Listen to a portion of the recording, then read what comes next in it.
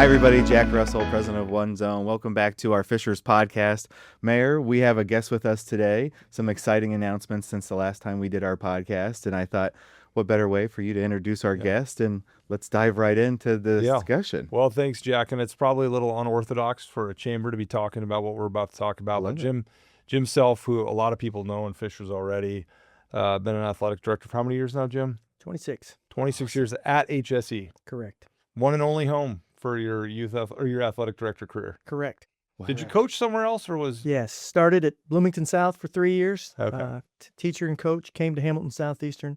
Been in education for 35 years. Wow, that's awesome. So, Jim, and I'll get to why we're embarking upon this initiative, but sometimes it's about first who, then what. Yeah.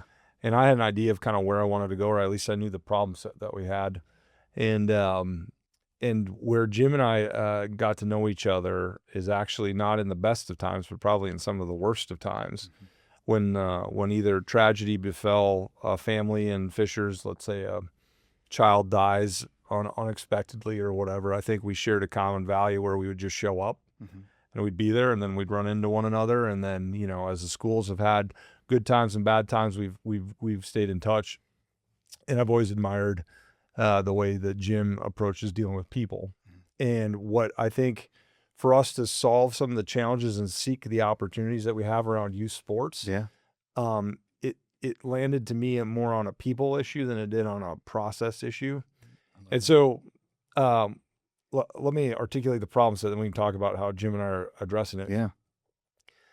People today, as you and I have talked about before on this podcast, they are choosing to live in a variety of places on factors that 20 years ago would be unthinkable. Yeah. Like, I talked to a woman, and my son does this, my 7-year-old does this neighborhood versus neighborhood swim meets in the summer, which is a big deal, a big deal. And they write like little funny sayings on themselves. It's the whole thing. Anyways, so I'm standing at this swim meet, and this woman is standing next to me, so we started having this conversation. She doesn't know what I do for a living, and I asked her, like, she lived in Fishers long. She's like, no, we just moved here about a year ago. And I said, well, why'd you decide Fishers? And she's like, well, we're looking at 3 different communities, but we ultimately picked Fishers because they had the best youth swimming program. Wow. And I'm like, you picked a community based on where your kiddos could go for a swim program. And I just started realizing, and part of it is where I'm at in my life. I know you're about to get there. You're out of it now. Done that. Yeah. But I've got an 11-year-old, a 7-year-old, and a 5-year-old, and they're all very active in youth sports. And I just, every Saturday morning you go out in Fishers, it's like, this is where life is happening. Oh, yeah. So I started asking myself, well, are we doing this the best in the country? Like, are we the best at this? Because if we're not, then we're missing out on a factor that might recruit talented people to come live here. 100%. And so this is where I think I invited Jim to breakfast and just started picking his brain about what he's seen and what he thought could be better. And maybe you can talk about just your observations of youth sports as you've known it over the last 20 some years. And then like, how can we get better as a community? And then we kind of reverse engineered into, all right, well, who needs to be where and what do we need to do to accomplish that? But what were some of your observations, Jim, when we were talking about that? Well, I've lived it, had 3 children that graduated from Hamilton Southeastern, all participated in youth sports. We say in high school athletics that athletics are the front porch for a school. You show me a school that is a really good school and you see good things happen in the athletic program. And I think the same is true for a city. If you look at the parks and you look at school fields, and it's a busy place, it's an active place. That again, a lot of people put value, me included, on the experience for a kid, and we want that experience to a kid to be first class. And I think it has been. One thing that was very easy for me with Scott and I is we had a relationship. We both have similar values and how we were raised and how we grew up. But we're kidding ourselves to think that families don't choose where they want to live based off experiences for their children. Quite honestly, the example that Scott just gave about the swim parent, doesn't surprise me at all. Mhm. Doesn't surprise me at all. And I think we do things really well. I look forward to getting in this role and see what we can do a lot better. So when we started looking at this, Jack, one of the things we realized is we've got a good foundation, but it needs to evolve and change and morph. And Jim says it well. What we're really after here, because part of this can get caught up in well, every parent thinks their kid's going to be a Division I athlete, or everybody thinks their kid's going pro. That's not what we're talking about. What we're talking about is regardless of your kid's abilities in youth sports, we want you to have an incredible experience in our community. Yeah. And so to give you an example, part of our sports ordinance or youth sports ordinance today wouldn't allow for travel sports to occur in our city. Well, if you've watched the evolution of the kind of youth sports movement, Yeah. it used to be like if you heard some kid was on a travel team, it meant that they were like in the top 3% of performers. Mhm. Now it really is more about a family's desire to these experiences. They want a particular experience. Yep. Doesn't mean their kids the elite of the elite. It just means, hey, maybe they want to commit more time to this program. Maybe they want to travel with their friends and stay at a hotel and, go to the basketball tournament or the football tournament or the soccer tournament. And so we decided we want to bring all those kids home, because all those kids that are choosing to be in travel right now, those families are leaving Fishers every night. We're talking like thousands of Fishers families that leave every night to go practice somewhere else.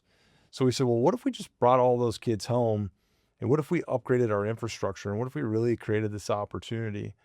And so then we said, well, boy, that's a major undertaking, because we got to do some physical infrastructure improvements. We have to work on our scheduling. We have to change our ordinance.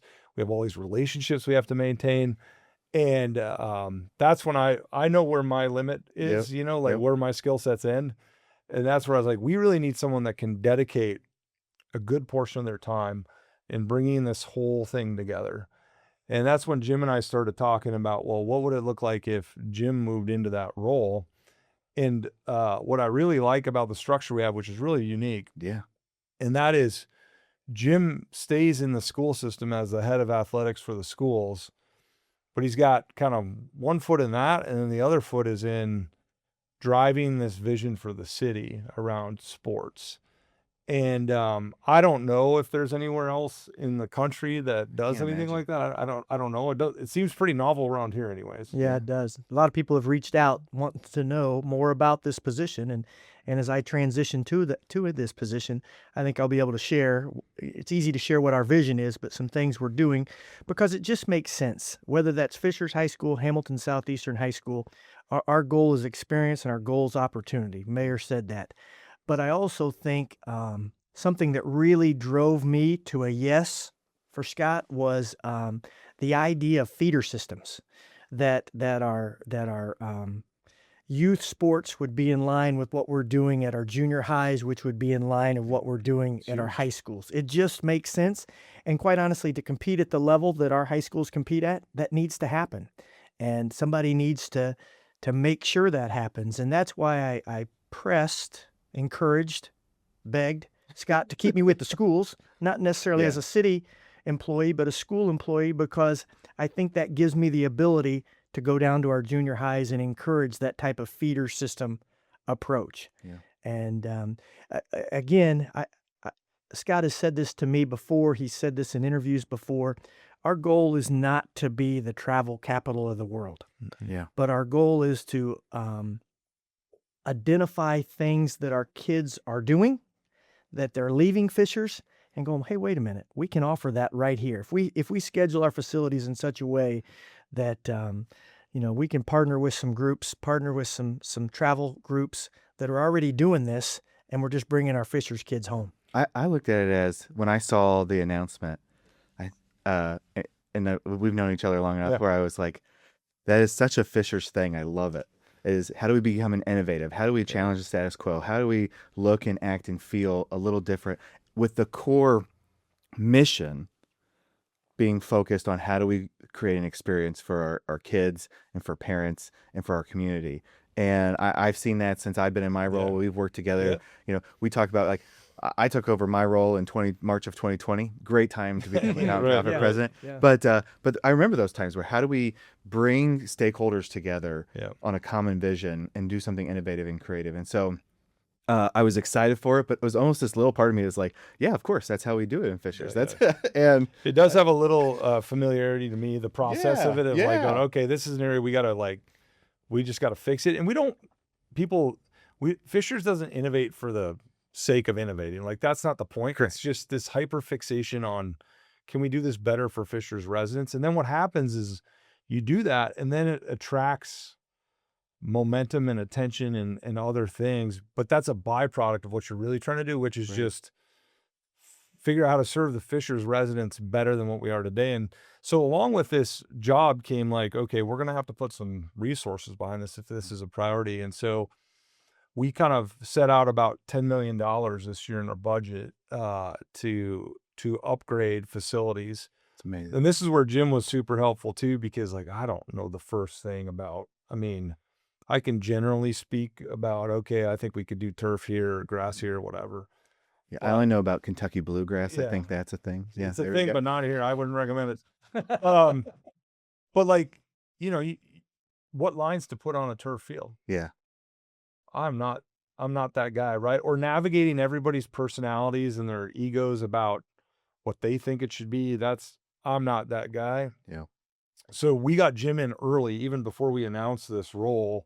He was kind of wearing dual hats because I needed some subject matter expertise to guide the investments we're making. And so again, in a very unorthodox way, part of our investments, I would say about 40% of our investments of that $10 million is actually into school assets. And that's the other big challenge here that we're trying to tackle, which is what if you just looked at all of our assets as they're owned by the residents of Fishers? Yeah. We're trying to maximize the value of that. And it's not a school asset. It's not a city asset. It's the family's assets. And our job as stewards of that is to figure out how best to divvy that up. And that's going to be a cultural change. Yeah. I think we're already got a good foundation of it, but we got to continue to drive that. That's a big challenge for Jim, is to try to really bring that home. And I think too, steward's a good word. First of all, Scott and I go to church together, so that's a good word for us. But we have partnered with the city of Fishers for as long as I've been in Hamilton Southeastern, whether that's taking care of facilities, snow removal. You look at Mudsock Youth Athletics, they are using our facilities. They're using Parks facilities. I have always thought the partnership was there.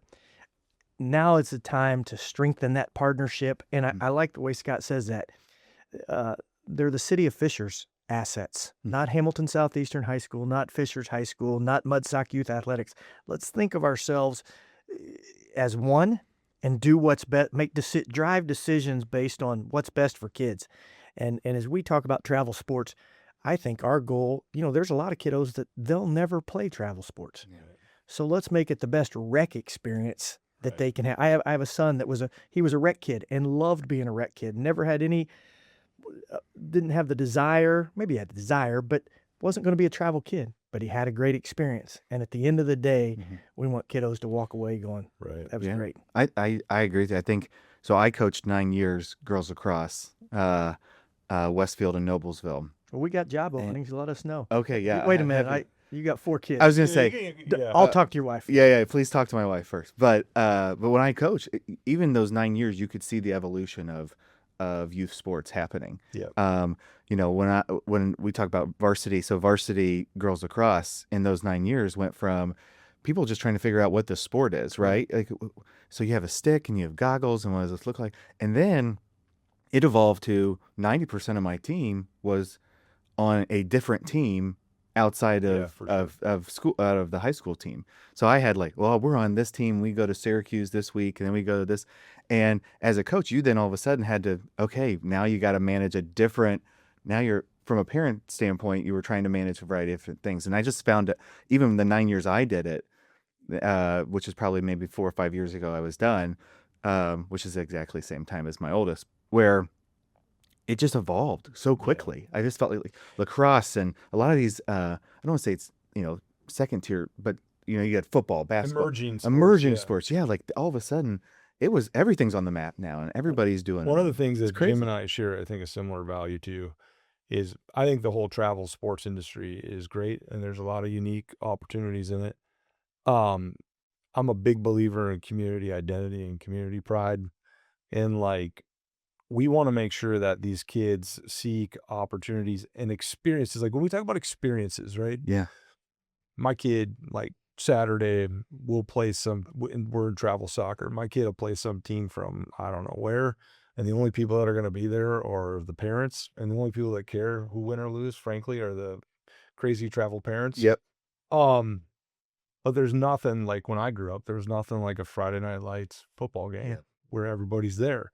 So when we talk about experiences, like there are a small percentage of kids on the opportunity side that because they're such an extraordinary athlete, that maybe there's a different path for them that makes sense. Like, Correct. but that's a very, Correct. very small. But there's a whole other group that are sacrificing experience on a false sense of opportunity. And we want to tie them back to Friday Night Lights or a homecoming game or putting on their jersey for their community and make sure that that stays grounded in who they are, because it also fosters like a sense of pride when the community comes together. When Fishers and HSE play each other, like there's nothing more There's Fishers nothing better. than Wow. that. I have a daughter that was a travel soccer player, and it was a great experience. But she had to leave Fishers, Indiana, every day for practice to practice soccer. She was a basketball player and a soccer player, and went on to play at in college. She would tell you that the greatest experience ever was that mud sock soccer match or that mud sock girls basketball game. Again, travel sports, we spend a lot of money with it. It helps her get a college scholarship. We're very thankful for that. But the only people that came watch her play was mom, dad, grandma, and grandpa, and some boy who thought he liked her. That was it. Well, and I will tell you too, one of the great things, and we talk a lot about this, but the city's got a unique athletics story going on right now too that goes beyond the youth athletic piece. Like you have the Indy Fuel is here. Yeah. You have the Fisher's Freight. You have Indy Ignite. And so what's been fun is to get Jim into conversations with all of those players. Yeah. And we're going to have some exciting announcements here in the coming probably 60 to 90 days that are really going to be fun sports-oriented initiatives that are experiences that our community will be able to have that are really kind of put us on like a national stage. And just was it over Easter weekend or the weekend before, Jim, you guys hosted the Chipotle National. You want to talk a little bit about that? Yeah, it was great. It was great. Drew Tower, former athletic director at Hamilton Southeastern, had signed a 3-year contract. He left Brownsburg, came to Hamilton Southeastern, brought it with him. The Chipotle Nationals, an ESPN Plus event, bringing in the top high school teams in the nation. And boy, I was in Florida on spring break, Easter weekend, and sitting there watching the championship game. Hey, that's Hamilton Southeastern. That's awesome. And you're bringing the best right here. And it's just, again, those are experiences for kids, and it's great for our community. They're filling up coffee shops and restaurants and We hotels. appreciate that. Yes. And again, we have something we want to look at. I guess I would look at this position, and I want to look for reasons to say yes, not look for reasons to say no. There was a lot with Chipotle to say no. It disrupts our daily activity. It disrupts our boys volleyball practice. But at the end, is that opportunity, what that does for the city, what that does for the school district, is it worth saying yes? I've been an athletic director long enough that we used to have a grass football field. I said no all the time to people using it. Yeah. Now, when you build these turf fields, we need to find reasons to say yes, not no. Yeah, I think there's to your members, there is a value to this initiative, because I think what's going to happen is you're going to see an exponential increase in the amount of activity around sports in Fishers, whether that's on a Saturday, whether that's on a Tuesday night. And I think with that, whether it's your small restaurant operator, whether it's a hotelier, you name it, we're never going to be Grand Park. Don't want to be Grand Park. But because of this new initiative, are we going to be hosting small tournaments or bringing in even just league play? Yeah. Where, absolutely, I think that's going to happen. It's going to exponentially increase. And I think that helps the local restaurant and hotel industry significantly. And I think, again, in the coming weeks, we're going to have some more announcements that I think will reinforce how this all connects together. Yeah. Because there are kind of, one, we want to bring our kids home. Two, we want them to have an incredible experience and seek opportunities that their physical ability allows them to go seek. And then three, I think there is an economic component to this that says either we're attracting more talented people to come move here because they're like, man, look at the quality of life. Like when you look at quality of life for families today, this has to be a key component of it. Schools. Schools, the youth athletics, park infrastructure, like all of that matters. And I would say probably we're a little behind. Our sports facilities are not on par with a lot of places that I've now been able to go see and experience. And so we've got to get to work on that. Fishers, for who we are as a city and what we're able to do as a school system, some of our physical infrastructure doesn't marry up to that. And so we've got to start chipping away at that. Yeah. I think I appreciate, number one, just the acknowledgement of, hey, let's get to where we need to be. Yeah. And then number two, what we're excited about is, any business we talk to, the restaurant, different things, the pride of just strong schools are strong communities and what you're creating. And now this is what I think is unique from a business perspective is, sometimes we have a tendency to create silos, not in a bad way, just we're trying to all live and do things quickly. And I think when this announcement came out from a business side, it was, wow, this is our schools and our cities coming together to invest in, once again, creating experience and creating quality of life and I think that's what because employers are trying to find talent. They're trying to attract that talent. And when people go to search Fishers, Indiana, we want them to search and find, oh my gosh, what's this? And how do we do that? And so even from a corporate level, something like this, may seem it's very innovative. From a business side is, okay, so what's next? What are we doing? And what does this look like? And how do I sell that to a person that may live, absolutely. We don't have mountains and oceans. So how do we attract them and do those things? Oh, I guarantee you look at like the Carmel swim dynasty. Yeah. I know of a CEO from an Italian firm, a billionaire, who was well aware because his daughter's a massive swimmer. In my conversations recruiting the company, he knew Carmel's swimming program and had actually, I think his daughter had come over and been there. Like, these are real connections for folks. And I guess I would challenge you, Jack, and in the broader business community too. The schools in the city are partnering in unique ways. I don't know what that means for the businesses. Yeah. I know the businesses get hit up all the time for sponsorships and things like that. I'm not necessarily talking about that, but I'm intrigued now that Jim can spend part of his time outside the confines of a school building. Where are there connections I haven't even contemplated with businesses where, that they could have a piece of this conversation. I don't know what that looks like.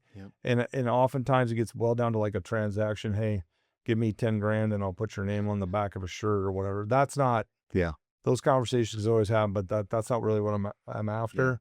I think there's something else to it, to your point about fostering pride, innovation, identity. I don't know what it is, but I think the business community could be another component of this conversation. Yeah. No question. I love it. No question. So what, as we begin to kind of wrap up our conversation, what are you excited about in this for you specifically, Jim? Like, what are you, it's very unique, but what are you excited about? I mean, I'm excited for you because I think anytime you try something different and unique, but what are you excited about in this journey? Well, I said this in front of the mayor before, and I wondered what his expression would be when I said this. I have to be honest, on a personal level, I've been the first one to an event and the last one to leave, and I have loved 26 years of being the athletic director, but it's a lot. It's a lot. It's been great. That's how we've raised our kids. I'm most excited at 5 o'clock at night to go home and walk with my wife. I love that. I am. I love that. And then go back to an event. And I look forward to that. Yeah. I don't know that I've earned that right, but I look forward to that. That's awesome. That being said, I'll be 58 at the end of this school year. This was a leap of faith, but it wasn't a big one. I still get to be an athletic director. I thrive. I think I was put here for kids in athletics, and that won't change in this position. Now, my goal is to strengthen that partnership with the city, with the schools, with the Mudsock Youth Organization. Quite confidently, I do feel like I'm the right person to do that. I've built those relationships over the years. I look forward to having 2 high schools to root for. I've wore blue for an awful long time. But if somebody asked me, what are you most proud of your 26 years at Hamilton Southeastern, it would not be a facility and it would not be a championship. It is that 2 high schools split, 1 high school split, and both are thriving. And I'm very proud of that and like to think I was a part of that, both academically and athletically. These models, Jack, are it's not rinse and repeat for me, but like if we had an issue in the police department, or I wanted to make change occur in the police department, I wanted to get somewhere.